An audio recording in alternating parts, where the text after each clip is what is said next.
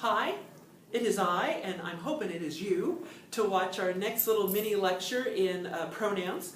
This is the third type of pronoun, okay? Now don't despair, there is a lot to learn about pronouns, okay?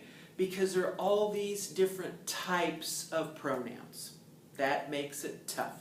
That makes it hard. And you just got to study it, ladies and gentlemen. You just have to study it. Sleep with it. Live with it. Record it and listen to it. Read it over and over and over. Get yourself a Sports Illustrated. Get yourself a Glamour magazine and find all the pronouns in one paragraph and see if you can identify the types. We've got a lot of worksheets in here. We're going to go over those just here not too long from now, and we'll start doing these things. Okay, we'll find them ourselves and deal with them. Okay, so let's talk about the relative pronoun, and that's on the second page of the notes that I have given you on pronouns. The relative pronoun is defined as, it's got two-part definition. I want both when I ask you the definition on the exam. It takes the place of a noun or a pronoun that's gone before, and it introduces a clause, a dependent clause. So suddenly a relative pronoun becomes a subordinating conjunction too. It's going to introduce a dependent clause, okay? A relative clause is what that specialized dependent clause is called. So let's look at those examples.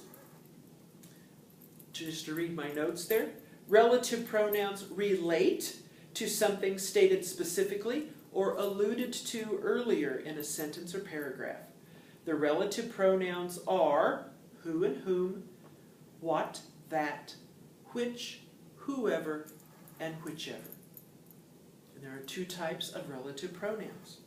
First of all, the definite relative pronoun. We know specifically what the antecedent is for a definite relative pronoun. My example, the girl who left her purse will come back for it. The girl who left her purse will come back for it. Who is your relative, your definite relative pronoun, because we know specifically what that who refers to. What's the antecedent of the relative pronoun who in that sentence? Girl. Okay, the girl who left her purse. Okay, we know who that who is talking about. And this camera is moving all over the place. I hope you don't get seasick. Okay. The second type of relative pronoun is the indefinite relative pronoun. We're not quite so sure what that relative pronoun refers to. There's nothing concrete that has come before to tell us precisely what that relative pronoun, the indefinite relative pronoun, refers back to. Like, we will punish whoever committed the crime. We will punish whoever committed. Well, is there anything in that sentence that whoever refers back to? Is there a noun or a pronoun that's referred to as being a criminal in that sentence? No.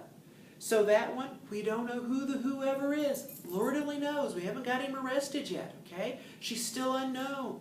So that whoever is an indefinite relative pronoun. It's unclear as to what that whoever refers to. It's not clearly stated. There's no specific antecedent for whoever, okay? Now, if you look at the first example there of the definite relative pronoun, you see that it certainly follows the definition. First of all, it refers to a word or an idea or something, a noun, a pronoun that's come before. The who refers back to girl. Okay? Secondly, that who introduces a dependent clause.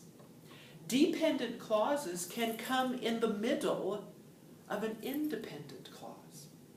Okay? That's kind of tricky, okay?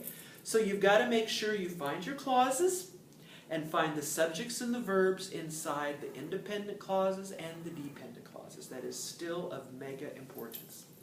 Who left her purse here is the relative dependent clause. Who is your subject. Left is your verb.